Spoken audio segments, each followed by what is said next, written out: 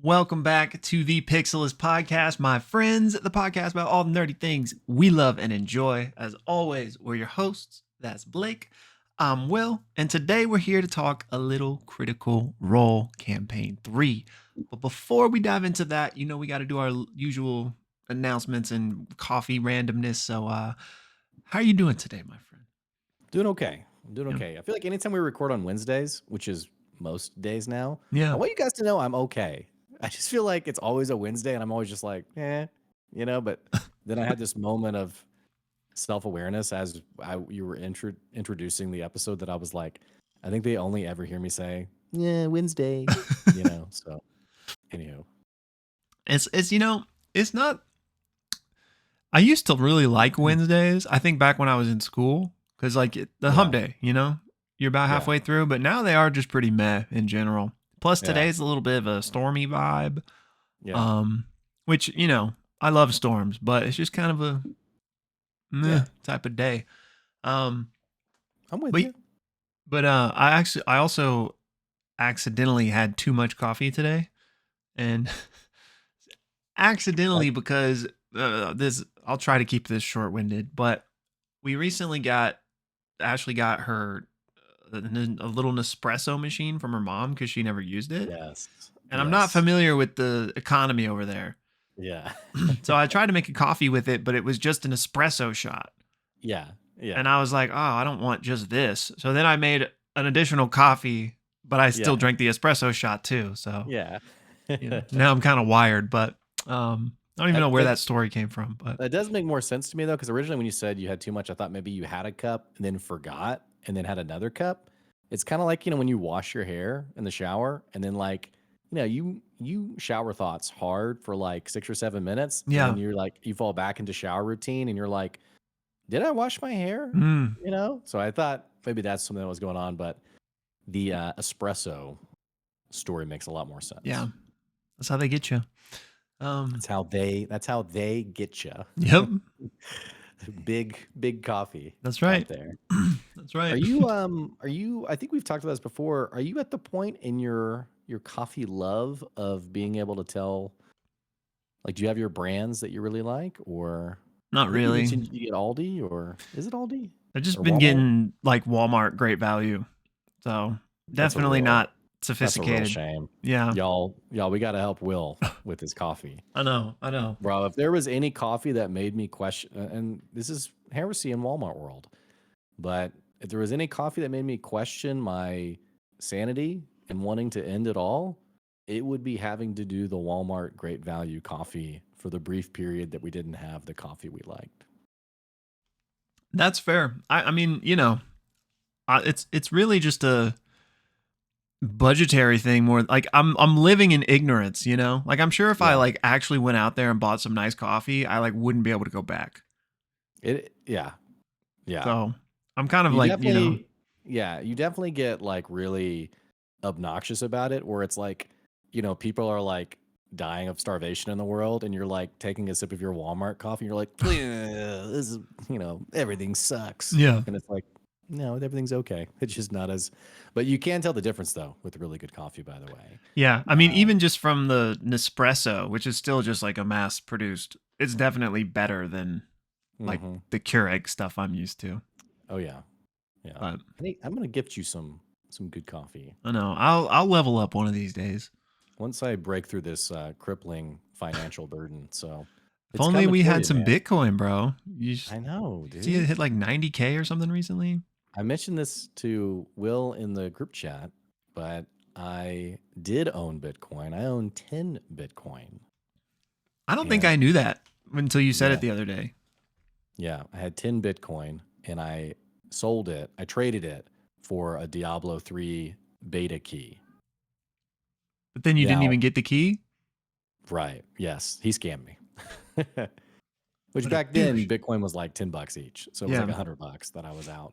And also back then, my Bitcoin was being held on MTGOX, which also had like this massive scam like a little bit after that. So the story I tell probably would have lost it anyway.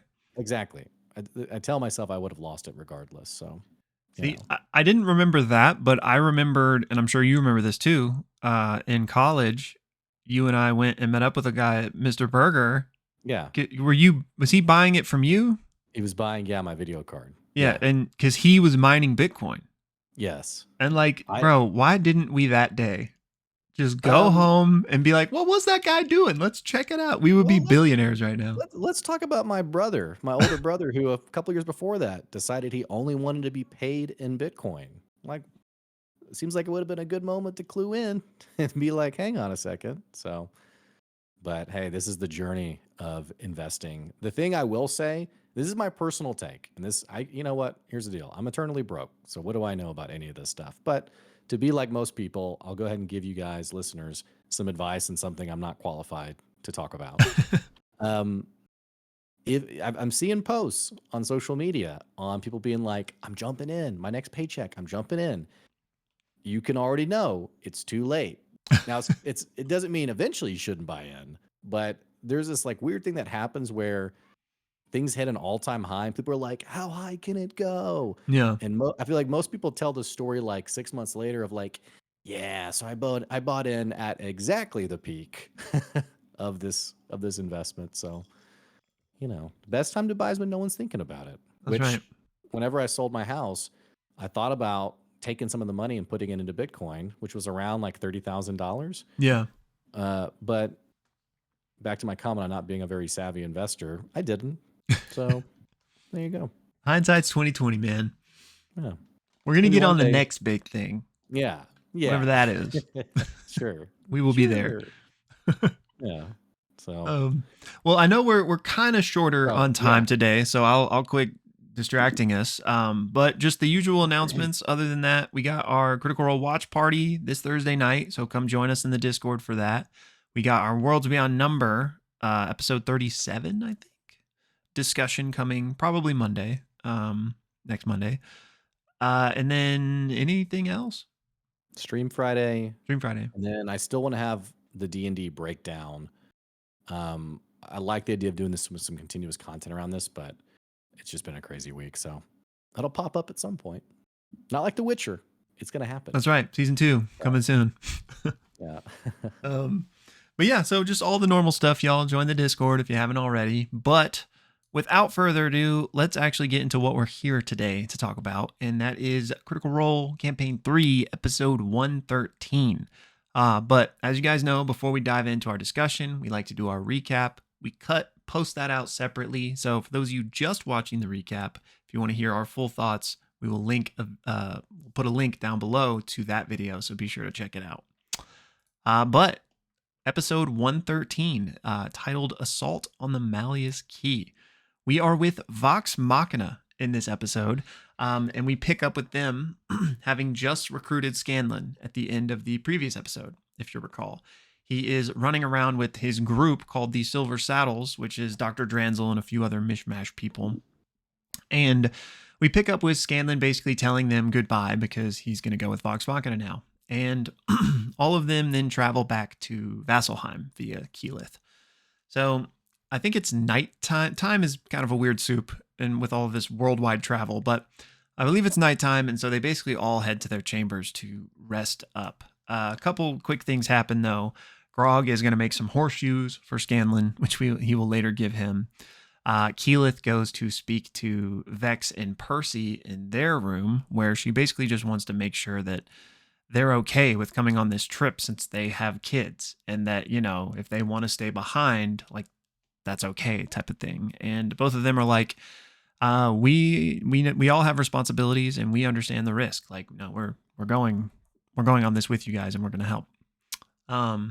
Scanlan then goes to Pike's room, and there's also just this like developing bromance between Serkonos and Scanlan, where Serkonos is like Scanlan's biggest fanboy. So he's like creeping in the shadows, like watching Scanlan go to Pike's room. And when he gets let in, Serkonos is like, yeah.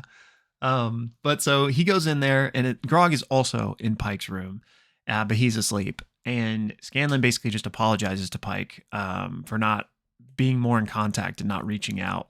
And Pike's like, well, you know what? You don't owe me anything. And he says, Scanlan says, asks, if Pike has found anyone else. And Pike says yes, but it's extremely casual, like super, super casual, not a big deal at all. And Scanlan, again, being an late recruit to this endeavor, doesn't have a room of his own in Vasselheim, but Pike offers that he can sleep in the extra bed in this room. Basically, everyone then goes to sleep, gets their long rest, and wakes up the next morning. And here we have all of the armies of Exandria, at least on the Allied forces, gathering in this city, preparing to set off for war. And Vox Machina themselves head off to speak with some of the leaders. And as this is happening, Liev Tel of the Raven Queen Temple steps forward and basically asks to join the party. She says that the matron won't abide by her champion's pain any longer, and so she wants to help them. And of course, Vox Machina obliges because this is Liam O'Brien's player character, so he joins the table at this point. He hadn't been here up until then. So Liev Tel joins, and then the High Hierophant, I always think I'm mispronouncing that, so hopefully I didn't, gives a speech in front of all of these gathered armies here to basically inspire them. And at the end of the speech, basically all of these golden portals open up, very much like Avengers Endgame or Infinity War.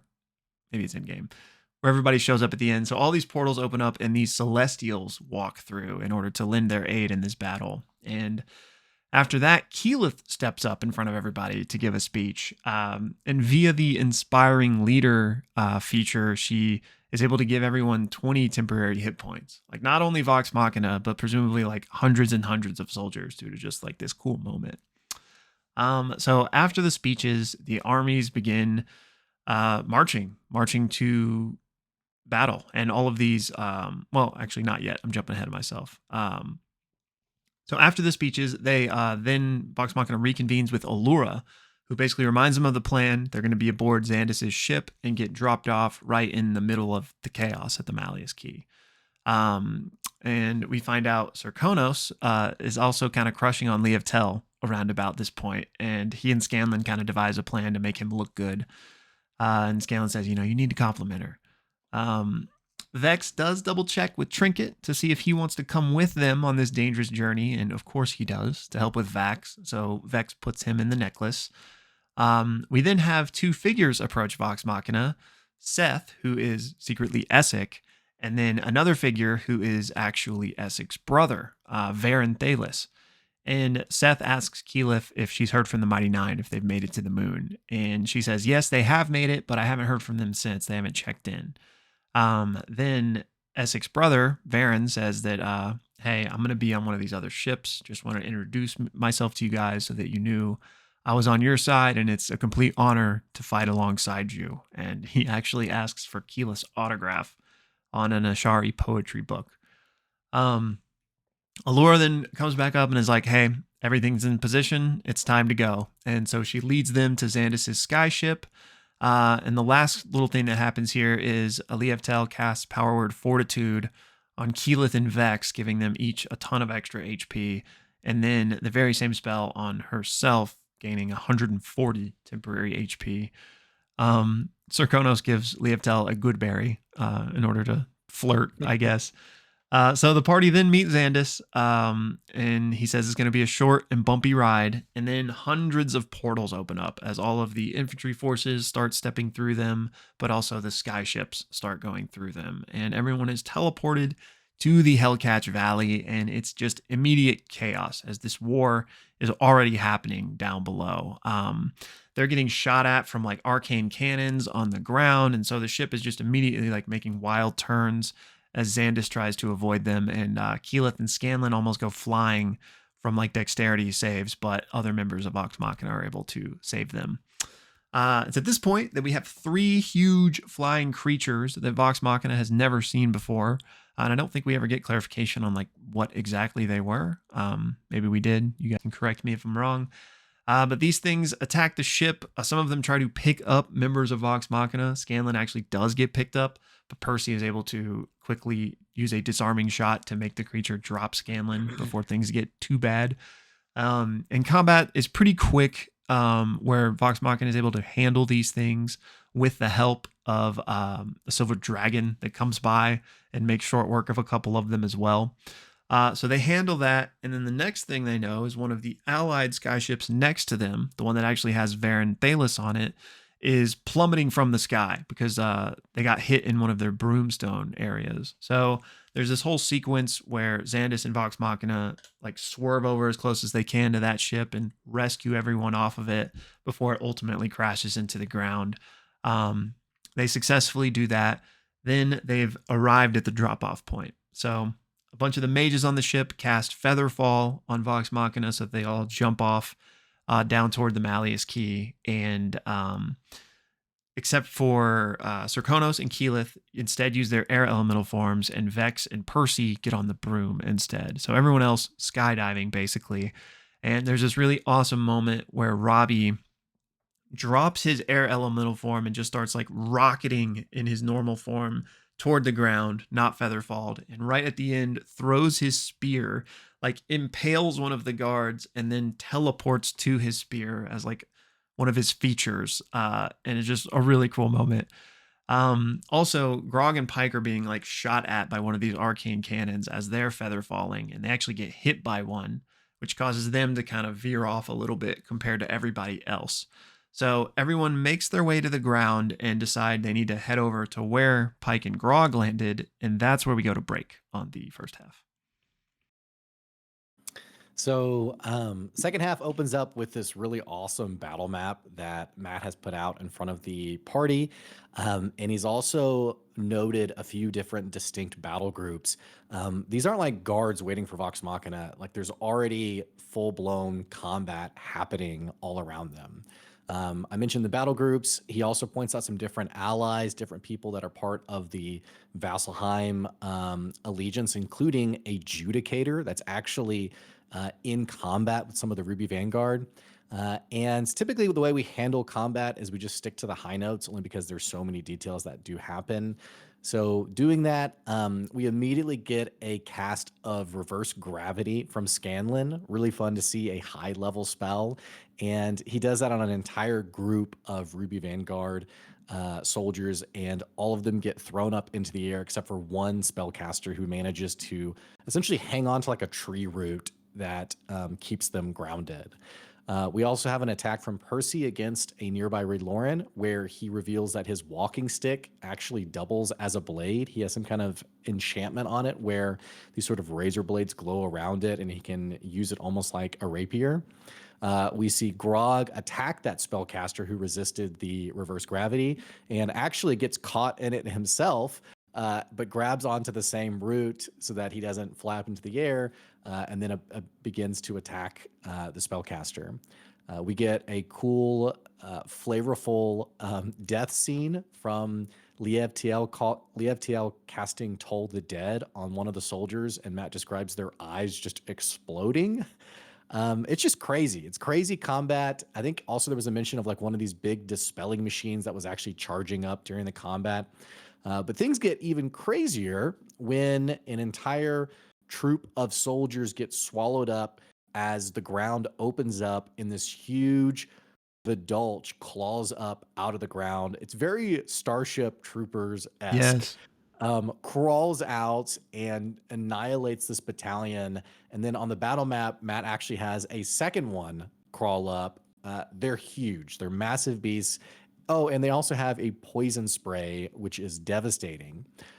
Grog, in true barbarian fashion, is actually going to climb up on the back of one of them and just starts like rodeo hacking at the back of it. Keyleth tries to do, or rather Marisha thinks about doing Dominate Beast, but is kind of uncertain as to if this creature is a beast or not, and finally goes full-blown just Firestorm, her bread and butter, like, yeah, let's just burn everything. Why not? As the combat goes on further, there are winged devils that actually descend, as well as celestial angels that join the combat. One of these devils is actually holding a woman with white hair over its shoulders, drops her off, and this woman holds 2 blades and also has 8 arms. This is Opal, the twice-crowned champion of the Spider Queen, who is now joining the fray, and she immediately begins to slice and dice against the Vidulches. The battle continues. It's crazy. Soldiers on both sides that are dropping left and right. Opal, devils, angels, vidulches. And then a brass dragon appears. This is Devosa, the true form of Jaman Sa'ord, who lands and does a massive breath weapon attack, or rather a breath attack, before flying off again for more combat. As one of the Vidulches attacks Pike, Grog gets to use his Sentinel feat to get a melee attack on it, the one that he's rodeoing, and this actually kills that Vidulch, excuse me. Scanlan around this point yells out to make sure Lievtiel can hear and says, Sir Konos, great job, you killed the Vidulch. Which Sir Konos is like, yeah, I did. Because again, he's trying to wingman set him up with Lievtiel. And then meanwhile, an attack from Opal finishes off the other Vidulch and looks to the party and basically says, I got this covered. Like, go to the MALLEUS key and essentially save Vax. And that is where our episode comes to a close. Episode 113 of Campaign 3, Assault on the MALLEUS Key. And if you're watching just our recap, click the link and hear us talk about the whole episode and let us know what you think about the whole episode as well. Beautiful. Well done. What a freaking, like, I never played Warhammer, so I feel like I shouldn't say this, but that's what it felt like, where you've got like just the massive armies. Like, I bet this was so much fun for Matt to plan and get to execute like this. I was jealous for sure. The Vidulches, those were so freaking cool. Those minis were insane. Yeah, I wanted one. I also, this is kind of a random segue or, rabbit trail. I really wanted the Broodmother mini from WizKids, but I couldn't get the link to work. And then I heard afterwards that like they canceled it or something, which is just too bad. But the Broodmother, remind me. The from the mines. Oh, the Shade Mother? The Shade Mother, that's right. Okay, yeah. Shade Mother. Yeah, that one. Oh, they didn't end up making that one? Yeah, unfortunately not. That one was really cool. I wonder why they didn't. But speaking of Broodmother, that actually, the Vidulch reminded me of an Ultralisk. Yes, that's right, actually. That's the vibe I was getting. But yeah, just so cool. And we've talked about this a lot with various aspects, but just, that big battle, not only being like a really cool big battle, but also like it representing 10 years of like just this final climax with all these different factions. And like we had I just blanked on what they were called. Judicators. The Judicators there, Ryloran's there, Vidulches, Opal, Demons, Angels. Like it feels like Avengers Endgame, like that portal scene I mentioned earlier. Like it's basically the D&D version of that. So just so cool. And it just made me happy the whole time. I'm also thinking how strong is Ozo Kruth, who they're presumably heading to the heart of the the fortress, the MALLEUS fortress, where they're, I'm assuming, going to face Ozo Kruth. I mean, they have angels, devils, and dragons on their side, and Opal, and whoever other champions are present. Yeah, I'm wondering about this level 20 combat that they're moving towards. I mean, presumably it's going to be just them, I would imagine. Or do you think they might get some assists from these heavy hitters in the boss fight? I think there have to be a reason why they wouldn't if they don't. Because like, why would there be a moment when all this stuff's happening? Why would there be an encounter where there isn't, a dragon swooping in to help? Yeah, I guess that's a good point. I guess I don't really know the architecture well enough. In my mind, which I have no reason for thinking this, but in my mind, I imagined Vox Machina was going to have to like go in and like go to the heart of this thing. And so it would be like a more secluded area in the main fray. Yeah, that makes sense. But I mean, who knows? I guess they did build a fortress, so I guess that does make sense. Like in terms of encounter design, I would imagine Matt would probably want it to be a bit more isolated, but anything could happen. Which, speaking of encounter, they are level 20, a big party of level 20s at that. So it really felt like a I mean, it's cool. Like, this isn't to take away from everything that just happened. I just talked about how cool it was, but that really felt like a way to chew through their resources, like everything that Oh, happened in this yeah. episode before they get to the boss fight, like softening up those level 20s. So Well, yeah, go ahead. well, and even for our listeners, especially people who are much more like well versed in D&D and DMing, um, there's a pretty good like rule of thumb around like the number of encounters a party should face in a single D&D day. Um, in many ways, you have those. It's just good. It's just good habits as a DM. You have those smaller encounters to eat up some of those resources. I feel like a really good day in D&D is when the party finally goes to rest, and they are totally like they've used everything. Yeah. They've used it all. Now, balancing that I think can be really challenging and difficult. And I think sometimes the most compelling story points is when they're going into the big bad encounter and they realize, dude, we have nothing. Yeah. Like we're out of stuff. Which I don't feel that way with Vox Machina right now. I do think if the entirety of the next episode is them, it would be interesting if we get one or two more encounters where like maybe a medium-esque encounter that eats up more resources and then a final battle against Yeah. Ozo Kruth. I have to assume Matt is continuing to think of ways to eat through their resources. I was actually going to pull up, see if we have. I know someone in our Discord has been keeping track of like spell slots and, or at least health, not necessarily spell slots, but I'm seeing if Omen Archive happens to have that info because I wonder what they have available currently. Yeah. I can't, like, the highest I've ever DM'd is like level 4 or 5, maybe 6. But no higher than that. And like, even then, in terms of like designing a dungeon to like act like as close as you can, like get the difficulty level right, like where Mhm. you want to use up some of their stuff, but then still have the boss encounter be interesting. Even that was stressful for me. So I can't imagine trying to design that for level 20 characters and a party of 7. Like, Mhm.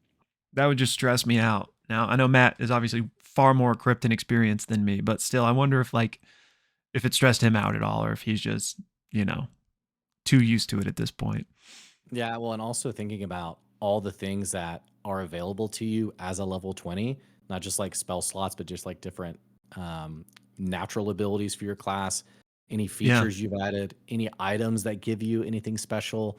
It can be very difficult to remember. Like I've been in D&D sessions where someone's like, "I'm going to do this." And I'm like, "What does that do again?" And then I Right. realize actually it happened in our one of our one shots where I forgot that one of my players had the blight spell, which and then I had a treant, like a big bad treant character, and she was like, excuse me, they were like, I cast blight, and I was like, that's fair. So you know, Does that just like one shot them? no, I'll pull it up for you real quick. I think it's like it's an auto fail and it's like max damage. I'm pretty Mm, sure. When it's for a plant creature. mm. So it's Constitution saving throw, 8d8 on a failed save. If it's a plant or magical plant, it makes the saving throw with disadvantage, and the spell does maximum damage. Wow. So when they casted that, I was like, Oh. okay, yes, I should have considered that. Yeah. Um, but I think the same player, I think they had maybe see invisibility too, or maybe someone else did, and I had a creature that had invisibility as well. So I'm real good at balancing encounters, apparently.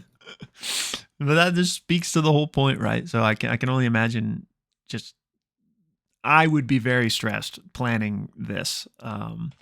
But I'm sure Matt is just a walk in the park for him at this point.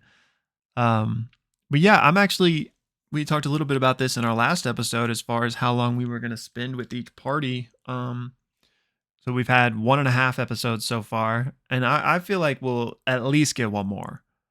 Yeah, So probably not. I mean, I guess who knows, but I wouldn't imagine more than that. I have a hard time envisioning there being one more episode. I mean, sorry, two more episodes. Yeah. Um, I guess it'll depend on the length. If it's a short episode, like if there is like a medium encounter, like heading towards the Malleus Key, and the episode length is like 3 hours and 40 minutes, which there's been episodes that long, then for sure I could see another one. But if it's another 5 hour plus episode, then I'm assuming we're wrapping up with Vox Machina. Um, Yeah, which it we just could feels also like they're get. too close. I was gonna say we could also get like another half episode after that, like going to break and then cutting to, you know, Yeah. 99 and Bell's Hells. I don't know. Yeah, I mean, especially if we are just like going straight into what's his name, Sunder King? Ozo Kruth. Yeah. Yeah, if we're going straight into that, then maybe they could just do the encounter in the first half and then swap back over. Because I imagine as soon as that encounter ends, we're swapping. Because like since these things are supposed to be happening like simultaneously or whatever, Mm-hmm. like I don't think we'll get any resolution or aftermath from Vox Machina's POV. Yeah, I mean, who it's definitely knows? possible. Who knows? But well, two things before I forget. One on the resource stuff. Part of me, I was thinking about this when I was watching. I was like, oh yeah, this feels like chewing through resources. But so I wondered, like, could Vox Machina have been more? I don't know the right word here. Like, did they get distracted to their own detriment in like Mm. fighting some of those things? Like, should they and would have Matt even allowed it? Just made a beeline, you know? And maybe Matt would have like Mhm. prevented them from doing that by like throwing things at them. But part of me was like, oh, stop using spells. Like, I was getting nervous. Yeah, I think. And by the way, I did find Scanlan's character sheet for level 20. Rest in peace, crit roll stats. And I'll come back to this in a second, I guess. But to your point, I will say I think they do a really good job of not metagaming. And so like using the spell slots makes sense. It feels a little awkward when you're DMing for a table and people are like someone's trying to cast something and someone's like, wait, no. Save that for like our yeah. next for like the actual encounter. Yeah. Like stuff like that kind of is it's really not annoying. It doesn't really bother me.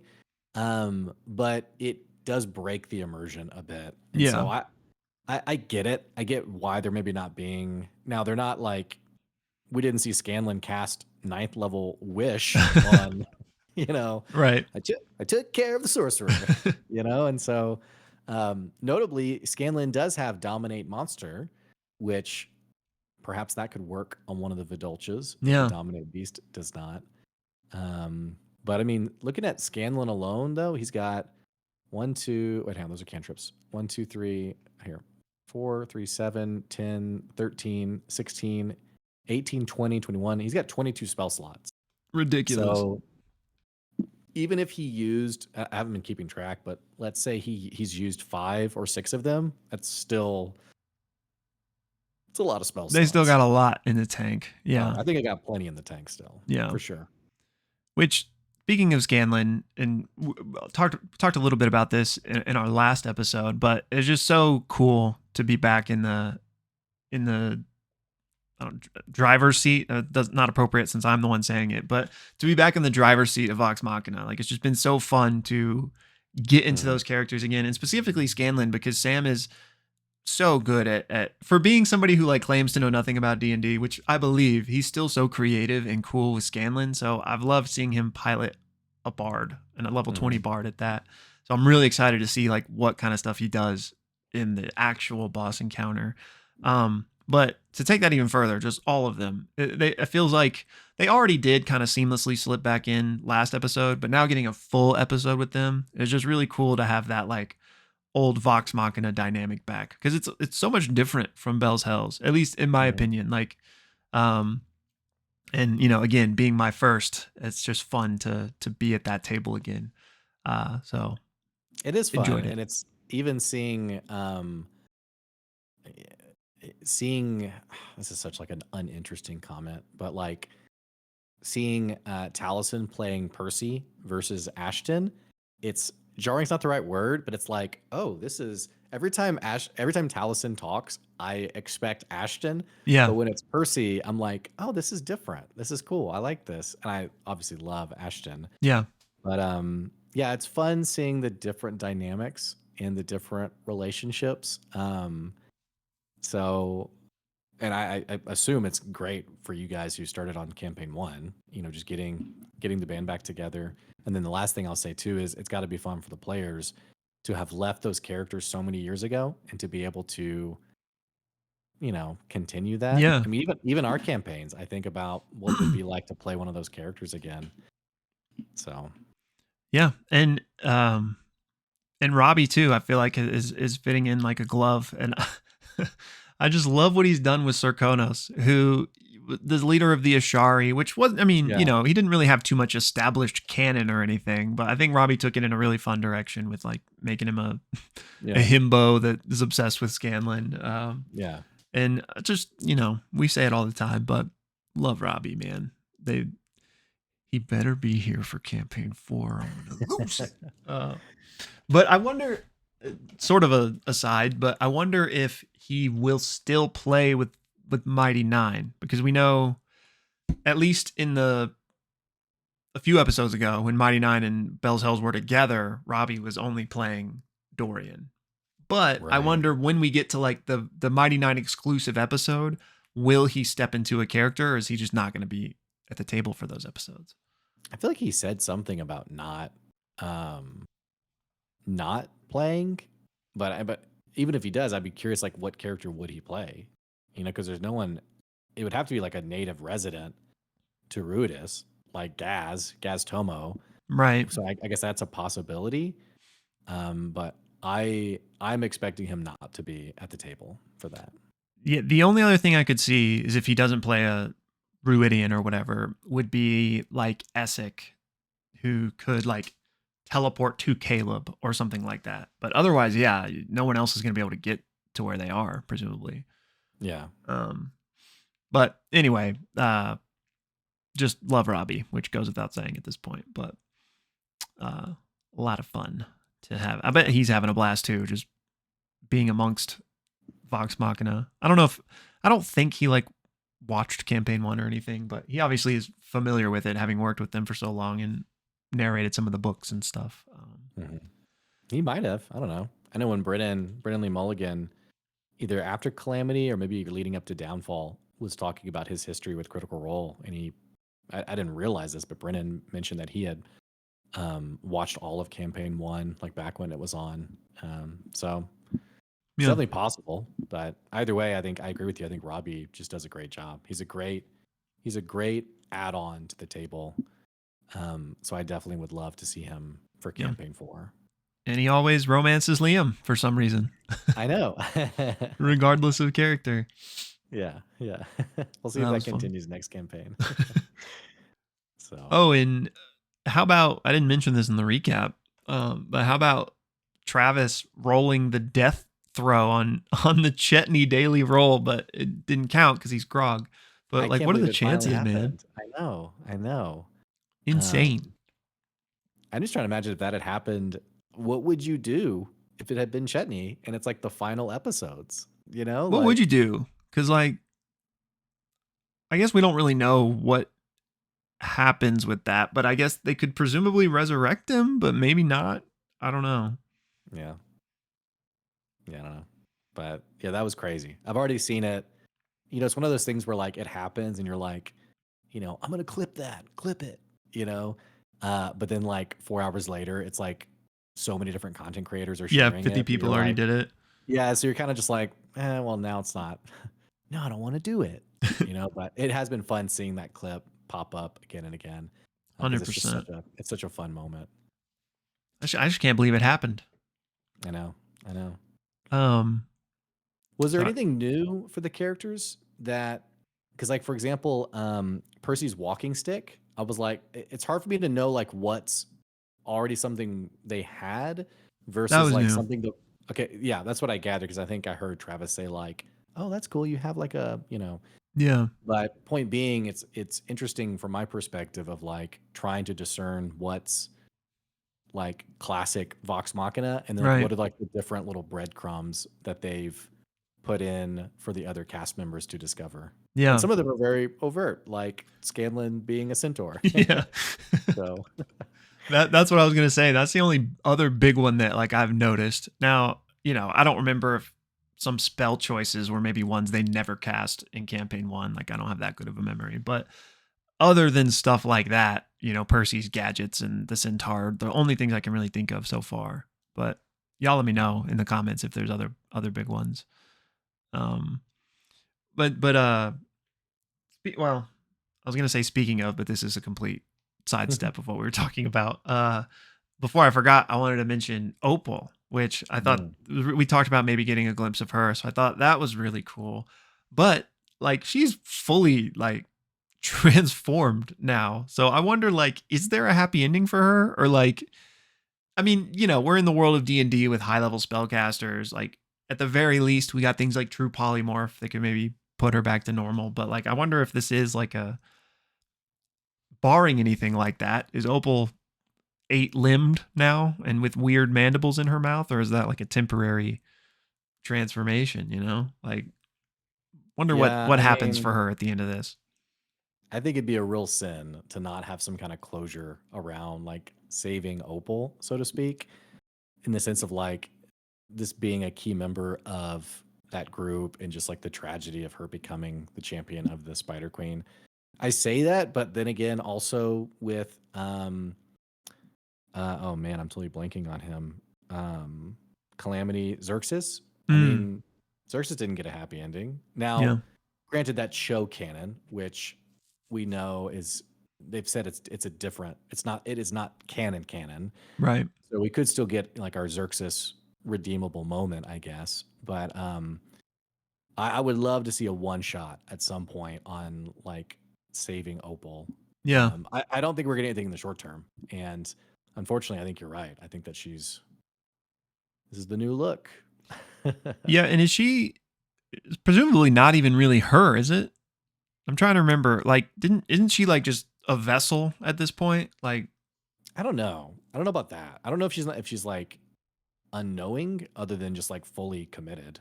mm, She's committed to the bit, right. So Which I wonder if Furai is also there. oh yeah, yeah. Shouldn't Fear Ride be somewhere nearby? I would assume, but because Yeah. she supposedly is like maybe not the champion of the Wild Mother, but a. Um. And So she swore to protect Opal, right. like a Samwise Gamgee moment, sort of.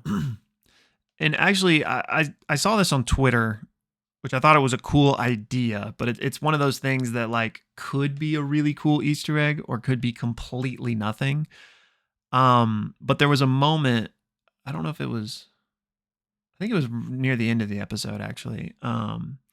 Where Matt's describing kind of what's happening in the battle around them, and I think it's like another Vidulch or something is like coming for them, but like something swoops in and kind of prevents it.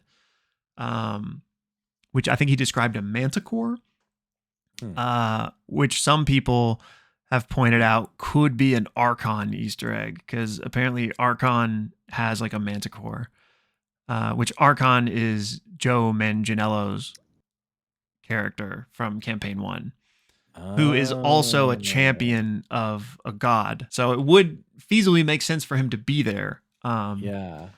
But so I think that's really cool, and if nothing else, could be fun headcanon. But if that was what Matt was doing, I feel like that's so kind of vague that I feel like most people wouldn't pick up on that. So like if that was Yeah. supposed to be one, I feel like he maybe would have described a red dragonborn as opposed to Mhm. Manticore. But maybe it was a little subtle Easter egg, and like maybe Joe's going to show up this week and join them at the table or something. But I don't know. It'll be And fun. another campaign with him at the table. Yeah. That'd be great. Well, So, especially, I mean, I think this, but spoilers for campaign one, which, we're probably beyond that, but just as a courtesy here. So Archon came in at the end of campaign one in the Vecna fight and kind of betrays Vox Machina at the end. So there's kind of some unfinished business there. So it would be kind of like a really cool, not that they would like mhm. settle that, but it would just be cool to bring him back. Yeah. Even if it's not Joe, even if it's just Matt, the same way Matt played Opal. I just, in terms of, if you are having this Avengers Endgame moment, like what other like kind of cool things does Matt want to do with that sandbox right now? And so Archon cameo, I feel like could be up there. I'd be all about it. Yeah, but that's something that I did not even think to register until I saw somebody else point it out. But yeah, would be fun. Yeah, that's cool. I'm trying to think what else popped up. It's just fun seeing level 20 combat, like all the different spells and stuff. Yeah. Which we're gonna get more of it, obviously. But look at my notes here. Oh. Yeah, let me look through my notes really quick. But yeah, I mean, I guess not really a lot to talk about. Honestly. Yeah, I mean, basically, besides just the spectacle and the scale of how cool everything was, really not too much to like dive into or dissect. Yeah. But let me look at my notes really quick, make sure I hit the things I wanted to. Forgot they were on my phone this week. Hold on.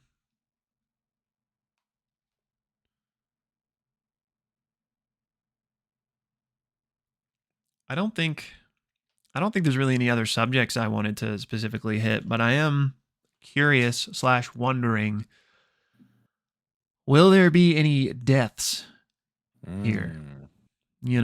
And will they, I mean, so that moment when Vex attacked the like orb or whatever it was, and then she like heard the weave mind? What was that? Do you remember? I'm not sure. Was it the key? Or no? I don't know. Okay. It was so long ago that I'm not totally sure. I wrote down something about that, but I can't remember what. Like I wrote down a note about that, and then I can't remember why I wrote it down. Well, the only thing I think about when you say that is we could potentially cut back to Mighty Nine and Bell's Hells. Yeah. Because the question becomes, why would the Weave Mind not be active and in this fight or influencing it in some way?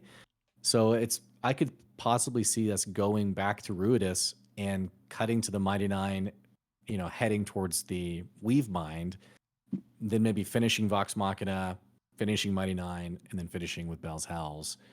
Or we could, finish this entirely, I guess. But yeah, it would be cool if, and maybe this is why I wrote it down, but since I can't remember what that exactly was, this may or may not make sense at all. But it would be kind of cool if, like, since these things are happening simultaneously, we just can't experience it simultaneously. Like, it'd be cool if in the Mighty Nine Weave Mind encounter, like there's a moment where like one of them freaks out and like gets hurt or something because of what Vex did in that moment. But I don't know if that makes sense of why they would be like damaged by what she did. But since they freaked out about it, right. But yeah. Well, I think that's gonna do it. If there's anything else that pops up for you. Oh, not really. I know we gotta wrap things up, but I really don't even think I had much else to say on this episode anyway. Well, let us know in the comments what you thought about the episode and what you think is going to happen. We'll have our watch party tomorrow night for the next episode, 114. Right. And then our stream on Friday. Actually, baby. We won't have the stream on Friday. I have an all-day event on Friday for work. Dare you. So I just remembered that. So we will not have the stream on Friday. Well, alrighty. So all the more reason to come hang out tonight or tomorrow night. I mean, yeah. If you come at some point, we may or may not be there. Yeah, you can come tonight too if you want, but the party will be going down tomorrow night. But yeah. So as always, y'all, thank you for tuning in. We appreciate y'all, and let us know all your thoughts down below. But until next time, my friends, bye.